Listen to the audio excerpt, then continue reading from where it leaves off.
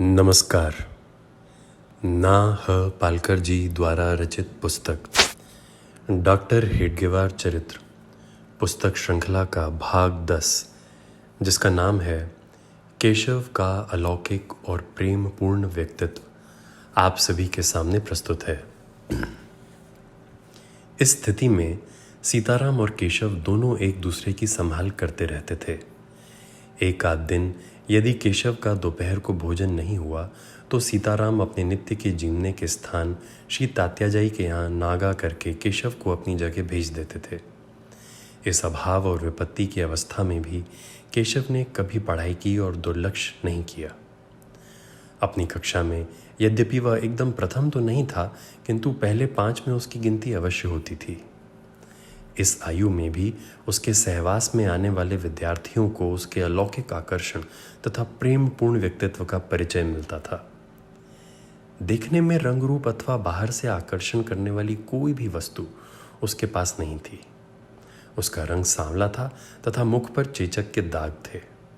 उसके कपड़े सादे तथा कभी कभी फटे भी रहते थे, परंतु इतना होते हुए भी गंभीर तथा कम बोलने वाला यह विद्यार्थी अपने चारों ओर मित्रों को इकट्ठा कर सकता था। यह बात उल्लेखनीय है।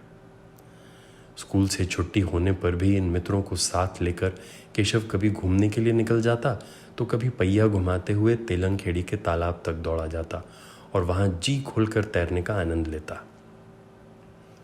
नागपुर में शुक्रवार तालाब के पूर्व में पहले एक छोटा सा टीला था। इस टीले पर यह मित्र मंडली 2 दल बनाकर ध्वज जीत कर लाने का खेल अत्यंत उत्साह से और बाजी लगाकर खेलती थी। संघर्ष प्रियता मानव स्वभाव की एक सहज प्रवृत्ति है, परंतु महाराष्ट्र में छत्रपति शिवाजी की पराक्रम परंपरा लोगों के रक्त में इस प्रकार रम गई है कि छोटे छोटे बच्चों के खेल में भी जो दल बदलते हैं वे मुगल और मराठों के नाम से।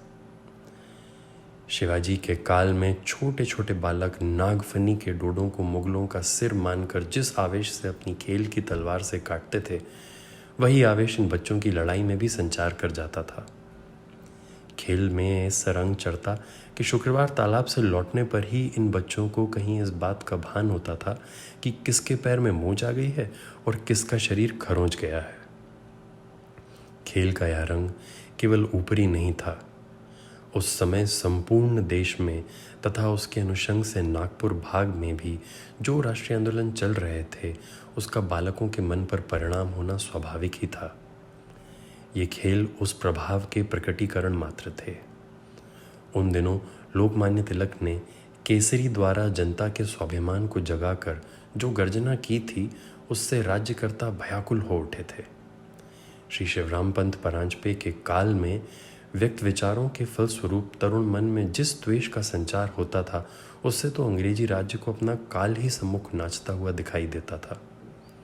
उसी समय अफ्रीका के बोअर युद्ध में वापस लौटे हुए डॉक्टर बालकृष्ण शिवराम मुंजे ने अपने डॉक्टरी व्यवसाय के साथ साथ राष्ट्रीय स्वरूप के नए कार्यक्रम भी नागपुर में प्रारंभ किए थे। उन्होंने राष्ट्रीय वृत्ति के मित्रों का संग्रह कर उसके द्वारा विभिन्न प्रकार से राष्ट्रीय विचार जागरण के कार्यक्रमों की योजना बनाई। उनमें लोकमान्य द्वारा प्रवर्तित उत्सव और आंदोलनों का भी समावेश होता था। अतः ये सभी उत्सव एवं आंदोलनात्मक कार्यक्रम नागपुर में भी मनाए जाने लगे। अर्थात नए विचारों की हवा चलने पर उन विचारों से जागृत एवं प्रेरित तरुणों को आसपास की परिस्थिति का अंतर्बाह्य अवलोकन करने की दृष्टि एवं उसका निदान करने की सम्यक बुद्धि भी स्वाभाविक तौर पर क्रमशः प्राप्त होती गई। जैसे जैसे ये तरुण आसपास देखते थे, वैसे वैसे ही उसके मन में यह विचार बल पकड़ता जाता था कि राष्ट्रोत्थान के लिए अपने प्रयत्नों की पराकाष्ठा करनी चाहिए। कारण तत्कालीन परिस्थिति का चित्र प्रत्येक विचारवान व्यक्ति को अशांत करने वाला तथा भावनाशील व्यक्ति को तो खून को भी खौला देने वाला था। भाग 10 यहीं समाप्त होता है।